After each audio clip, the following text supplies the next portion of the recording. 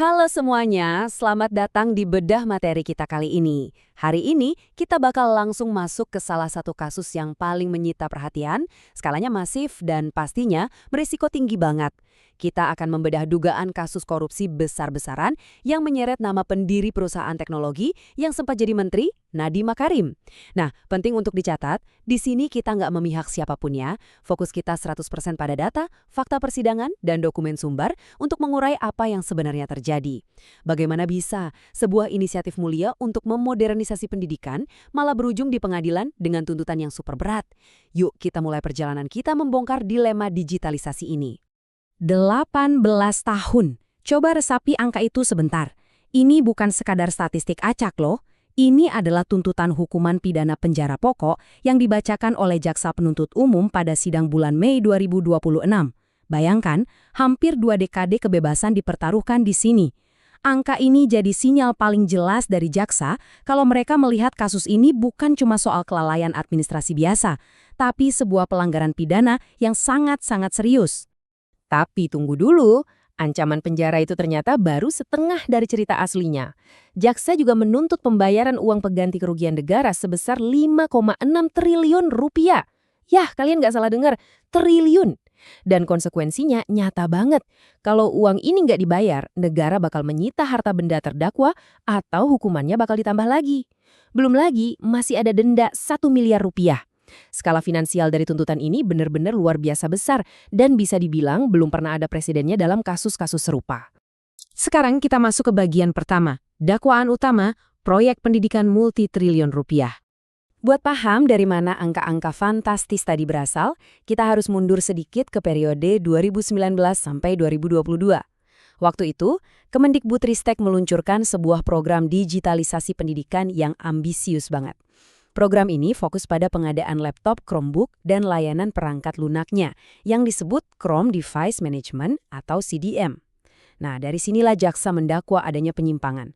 Total kerugian negara diduga mencapai 2,18 triliun rupiah. Ini bukan sekadar beda harga tipis ya. Angka ini mewakili porsi yang sangat masif dari anggaran pendidikan yang tadinya diharapkan bisa memajukan kualitas belajar anak-anak di seluruh Nusantara. Kalau kita bedah lebih detail, kerugian 2,18 triliun ini datang dari 2 lini pengadaan. Pertama, fisik laptop Chromebook itu sendiri yang menyumbang porsi kerugian terbesar, yaitu 1,56 triliun rupiah. Kedua, bagian perangkat lunaknya. Ada sekitar 44,05 juta dolar Amerika atau sekitar 621,3 miliar rupiah yang dihabiskan khusus untuk layanan Chrome Device Management tadi. Pembagian ini penting banget buat kita pahami karena jaksa menyoroti dugaan penyimpangan di kedua sisi, baik hardware maupun layanan manajemen berbasis cloud-nya. Lanjut ke bagian kedua. Kita akan lihat sudut pandang jaksa penuntut soal kebijakan dan eksekusi yang dinilai cacat. Terus, kenapa pengadaan ini sampai dianggap merugikan negara sedemikian besar? Nah, argumen jaksa itu sangat praktis dan krusial. Mereka bilang ada pengabaian realitas di lapangan. Poin pertama, Chromebook itu perangkat yang hidup matinya bergantung banget sama koneksi internet.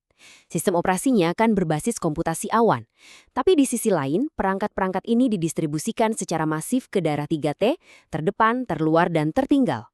Masalah utamanya, wilayah 3T ini infrastruktur internetnya sangat minim atau malah nggak ada sama sekali.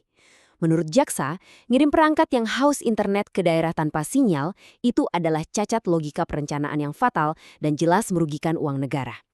Gak berhenti di situ, jaksa juga melontarkan kritik super tajam soal pembelian lisensi softwarenya. Kutipan dari dakwaan ini benar-benar merangkum inti masalahnya. Pembelian CDM dinilai tidak memiliki urgensi maupun manfaat nyata bagi implementasi pembelajaran sekolah. Intinya, menghabiskan ratusan miliar rupiah buat sistem yang pada akhirnya nggak bisa dipakai karena nggak ada internet, itu menurut jaksa adalah bukti mutlak dari pemborosan tanpa kajian yang matang. Tentu aja, selalu ada dua sisi dalam setiap cerita kan. Tuduhannya memang luar biasa berat. Mulai dari perencanaan buruk, salah sasaran, sampai buang-buang uang buat software yang sia-sia. Tapi sebagai audiens yang kritis, kita harus melihat gambaran besarnya. Kira-kira gimana sih cara sang mantan menteri merespon badai dakwaan triliunan rupiah ini? Ya, kita putar perspektif kita dan bedah argumen pembelaannya. Masuk ke bagian ketiga, kita bahas sisi pembelaan, penghematan, delegasi, dan aksi korporasi. Tim pembela jelas nggak tinggal diam. Mereka membalas dengan memaparkan sudut pandang dari sisi pembuat kebijakan dan fokus utamanya justru pada narasi penghematan. Jadi, waktu jaksa bilang ini pemborosan karena kurang kajian, Nadiem membantah keras.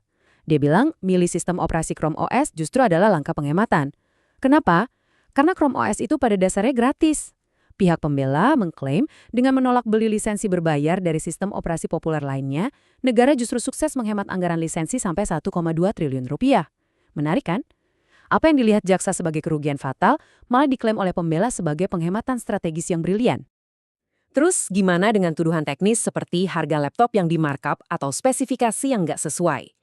Nah, di titik ini Nadiem menarik garis demarkasi yang sangat jelas antara kebijakan tingkat kementerian dan eksekusi di lapangan. Dia secara tegas menyatakan nggak pernah ikut campur sama urusan teknis kayak nentuin harga satuan, milih vendor, atau ngatur spesifikasi laptop. Argumennya simpel. Sebagai menteri, tugas utamanya adalah merancang visi dan kebijakan makro digitalisasi. Urusan detail operasional dan pengadaan, itu sepenuhnya tanggung jawab pejabat pembuat komitmen di bawahnya. Bagian keempat, ini dia yang gak kalah panas, misteri lonjakan harta kekayaan. Selain ribut-ribut soal anggaran negara, ada satu hal lagi yang benar-benar menyita perhatian publik di persidangan ini, lonjakan harta kekayaan sang mantan menteri di LHKPN-nya. Disinilah misteri ini pecah jadi dua narasi yang saling bertolak belakang. Jaksa menuding keras kalau lonjakan fantastis ini adalah hasil langsung dari tindak pidana korupsi proyek digitalisasi ini. Tapi Nadia meluruskan dan ngasih penjelasan dari kacamata pasar keuangan. Dia menyatakan fluktuasi kekayaannya sama sekali nggak ada hubungannya dengan uang negara. Lonjakan itu murni dipicu oleh aksi korporasi besar, yaitu IPO, dan pergerakan harga saham perusahaan teknologi yang dia dirikan, Goto. Dia menegaskan kalau kekayaannya itu berbentuk saham yang nilainya fluktuatif, bukan uang tunai dari hasil penyimpangan. Pada akhirnya, membedah semua dokumen kasus ini memaksa kita untuk memikirkan pertanyaan yang skalanya jauh lebih besar dari sekedar persidangan satu individu. Di satu sisi, kita tahu betul kalau dorongan buat ningkatin kualitas pendidikan lewat digitalisasi itu sangat mendesak dan terpuji. Tapi di sisi lain, realitas infrastruktur yang belum merata dan ketatnya aturan tata kelola anggaran publik adalah dinding tebal yang nggak bisa ditabrak gitu aja. Jadi, pertanyaannya buat kita semua, gimana sih seharusnya negara berkembang seperti Indonesia menyeimbangkan kebutuhan mendesak buat transformasi digital yang cepat dengan realitas infrastruktur publik yang terbatas dan keharusan menjaga akuntabilitas absolut? Pertanyaan ini kayaknya bakal terus bergema panjang, bahkan setelah palu hakim diketukkan. Terima kasih udah ngikutin bedah materi kita kali ini dan sampai jumpa di pembahasan luar biasa lainnya.